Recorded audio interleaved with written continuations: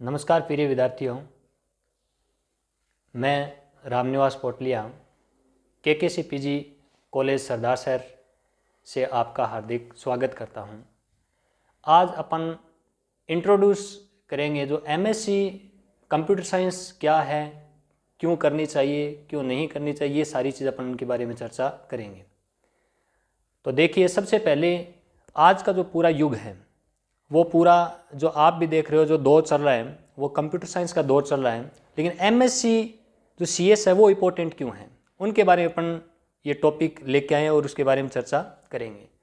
तो देखिए, सबसे पहले अपन चर्चा करते हैं एमएससी जो कंप्यूटर साइंस से जो एमएससी करते हैं उनके लिए क्वालिफिकेशन क्या होनी चाहिए। सबसे पहली बात ये, तो एमएससी कंप्यूटर साइंस करने के लिए सबसे पहले क्वालिफिकेशन अपने पास ग्रेजुएशन होनी चाहिए।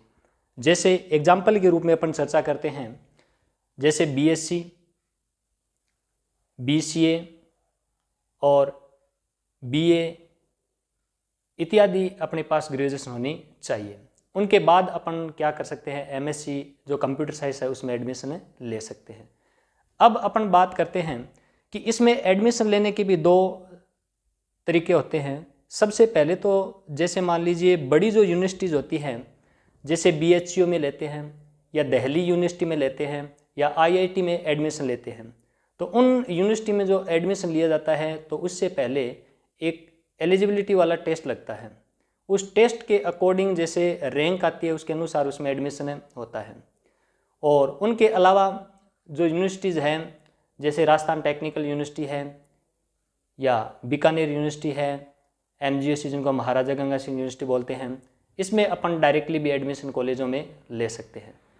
लेकिन अब कमी कहीं ये रह जाती है भी, जैसे एडमिशन लेते हैं तो वो कॉलेज को नहीं देख पाते हैं और एडमिशन डायरेक्ट ले लेते हैं और फिर वो बोलते भी जॉब नहीं मिला। तो जॉब क्यों नहीं मिला, उसका रीज़न क्या है, उसके बारे में अपन चर्चा करते हैं।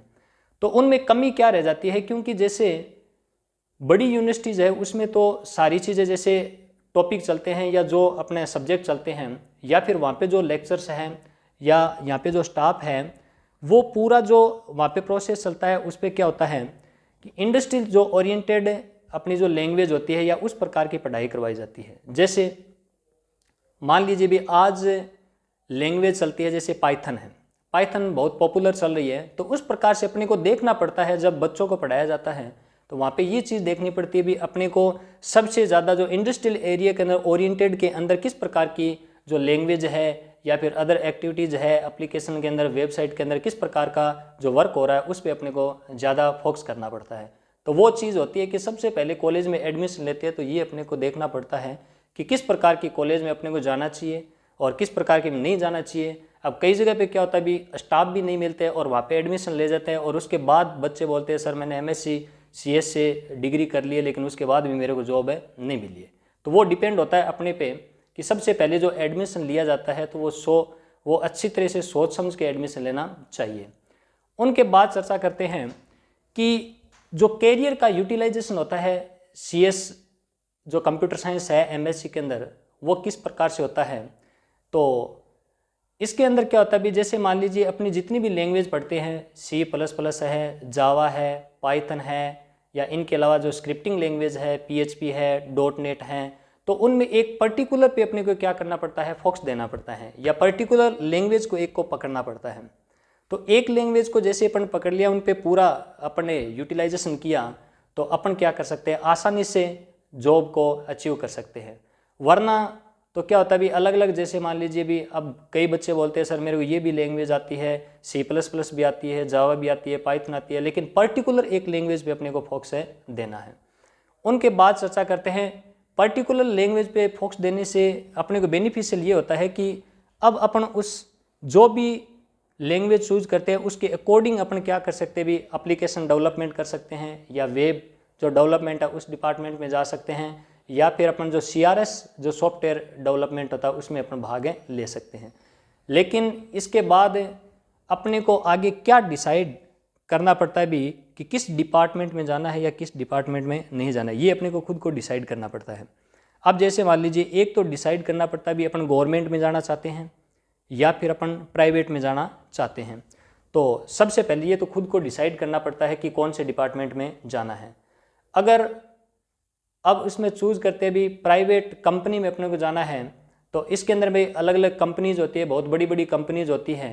अब कंपनीज की जैसे मैं चर्चा करूं, लाइक विप्रो हो गई, इन्फोसिस हो गई, टीसीएस हो गई, ये इत्यादि क्या होती है कंपनी होती है, कंपनियां होती है वो जो कंप्यूटर साइंस के बंदे हैं एमएससी किए हुए उनको हायर करती है। उनके द्वारा क्या होता है भी जैसे अलग अलग वर्कर होते हैं और अलग अलग वर्क होता है। जैसे अपने को एप्लीकेशन से संबंधित अपने किसी प्रकार की कोई डिजाइनिंग करनी होती है या फिर सॉफ्टवेयर डेवलपमेंट करने होते हैं तो वो पर्टिकुलर अपन मैंने पीछे आपको बताया था कि इसमें अपने को पर्टिकुलर एक लैंग्वेज चूज करनी पड़ती है। तो इसी प्रकार से अपन और चर्चा करें कि गवर्नमेंट में जैसे अब दूसरा अपने पास एक वे होता है या दूसरा अपन सोचते भी मेरे को गवर्नमेंट में जाना है तो आजकल देखा जाए तो गवर्नमेंट के अंदर बहुत सारी वैकेंसीज आती है एमएससी के बाद।